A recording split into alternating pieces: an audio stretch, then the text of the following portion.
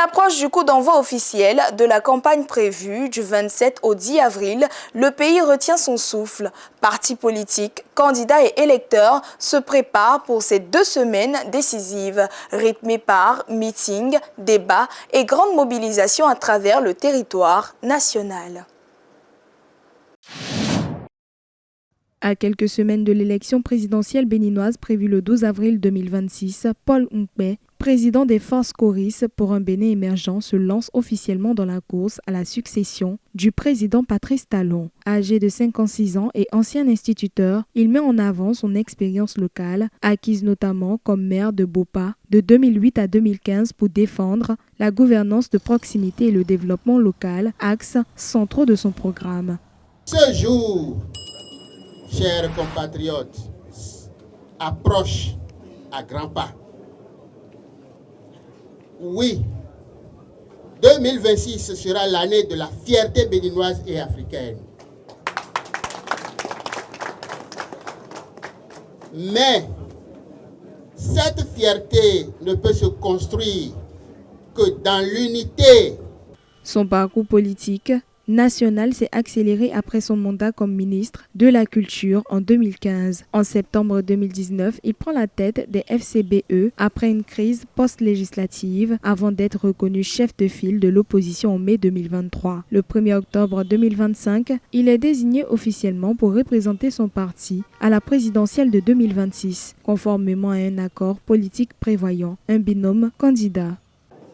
C'est pourquoi, fidèle à l'esprit de rassemblement qui nous anime, nous voulons être les candidats du dialogue, les candidats de la cohésion nationale. À travers cette candidature, Paul Nkpé se présente comme l'alternative d'une opposition modérée, misant sur son expérience administrative, son ancrage local et sa volonté affichée de privilégier le dialogue politique pour convaincre l'électorat béninois et renforcer la stabilité démocratique du pays. Au cœur de la stratégie de transformation économique du Bénin, la zone industrielle de Glodibé incarne une nouvelle vision du développement, produire, transformer et créer de la valeur localement. Située à une quarantaine de kilomètres de Cotonou, la capitale, cette plateforme industrielle moderne, appelée à s'étendre sur 1640 hectares, marque un tournant décisif dans l'histoire économique du pays. Vous êtes même permis,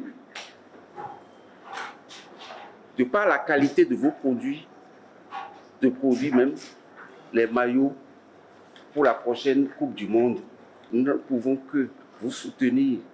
Longtemps classé parmi les premiers producteurs africains de coton, avec près de 600 000 tonnes lors de la campagne 2023-2024, le Bénin exportait l'essentiel de sa production à l'état brut, limitant ainsi les retombées économiques nationales. La zone industrielle de Glodibé rompt avec ce modèle en misant sur la transformation locale du coton, de l'égrenage à la confection des vêtements finis. Au-delà de l'industrialisation, la GDIZ constitue un levier social majeur. Plus de 14 000 emplois directs ont été créés en 2025, offrant des perspectives concrètes à une jeunesse majoritaire dans le pays et contribuant à la réduction du chômage et de la précarité.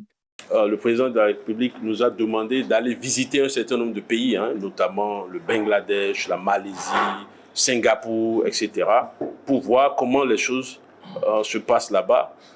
Parce qu'au Bénin, ce que nous faisons désormais, c'est que nous ne copions pas les autres. Nous étudions les différents modèles. L'investissement de plus de 1,4 milliard de dollars illustre l'ambition du pays de bâtir un écosystème industriel intégré et durable. En développant les filières cajou, soja et ananas, la GDIZ participe à la diversification de l'économie nationale. À mi-parcours du scrutin présidentiel du 12 avril, il sera crucial pour le nouveau gouvernement de consolider ses acquis et poursuivre les réformes engagées. Au Bénin, l'assurance pour le renforcement du capital humain franchit une nouvelle étape. Lancé pour améliorer l'accès aux services sociaux de base, le programme ARCH passe progressivement de la phase pilote à la généralisation de la prise en charge des soins pour les populations les plus démunies. Après plusieurs années de tests sur le terrain dans certaines communes, les autorités béninoises souhaitent désormais étendre le dispositif à l'échelle nationale. L'objectif est de permettre aux personnes vivant dans la précarité d'accéder gratuitement aux soins de santé essentiels. Depuis le lancement en 2019 jusqu'aux premières évaluations en 2021 puis en 2022, nous pouvons dire qu'environ 900 000, à partir des données gouvernementales, environ 900 000 personnes ont bénéficié de ce programme, essentiellement des personnes vulnérables, des personnes démunies, qui, dans les conditions normales, n'auraient pas eu accès aux soins. Et donc, on peut dire que cette phase pilote a permis de transformer en réalité une idée politique, de passer du rêve à la réalité. Et beaucoup de personnes qui en ont bénéficié en ont témoigné. Le programme ARCH repose sur plusieurs volets, notamment l'assurance maladie, la formation, l'accès au crédit et la retraite pour les travailleurs du secteur informel, mais la couverture santé constitue l'un des piliers les plus attendus pour les populations. Selon les autorités, 120 000 ménages ont déjà bénéficié d'une prise en charge gratuite contribuant à réduire les inégalités dans un pays où plus de 70% de la population travaille dans le secteur informel. L'effet se voit, d'autant plus que les personnes qui ont bénéficié, qui ont été interrogées, ont confirmé qu'avant, ils avaient des difficultés à accéder aux soins, mais que grâce à ce programme, grâce à leur carte d'assurance maladie, ils ont pu se rendre dans des centres de santé, ils ont pu bénéficier des soins.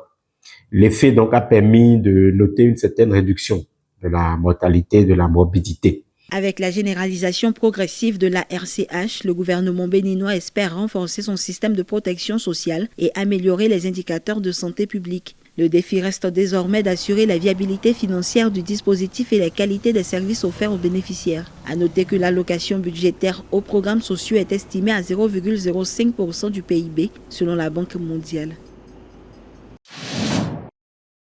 Classée au patrimoine culturel national le 4 mars par le Conseil des ministres du gouvernement béninois, la cité lacustre de Ganvié s'apprête à subir une transformation majeure grâce au projet Réinventer la cité lacustre de Ganvié. Lancé en 2019, ce programme ambitieux vise à préserver, rénover et moderniser les infrastructures de la cité avec un budget de plus de 50 milliards de francs CFA. Situé sur le lac Nokoué au nord de Cotonou, Ganvié, surnommé la Venise de l'Afrique, est non seulement un centre vivant de la pêche, mais aussi l'une des principales attractions touristiques du Bénin, accueillant chaque année près de 20 000 visiteurs. La dite cité subit actuellement des transformations rapides en raison de la pression démographique, de l'évolution des modes de vie, des dynamiques économiques ainsi que des menaces environnementales, notamment la pollution du lac, la dégradation des écosystèmes et les effets du changement climatique.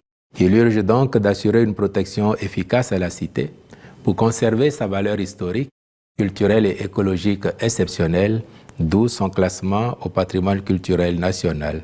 Pour renforcer le rayonnement touristique de Ganvié, le projet Réinventer la cité lacustre de Ganvié prévoit l'amélioration de la mobilité et le désenclavement de Soava. Ces actions majeures sont complétées par la modernisation des marchés flottants, la création d'équipements collectifs et la rénovation de 2500 logements. Le produit Ganvié, c'est le bien-être, c'est l'ensemble de la cité qui constitue le projet.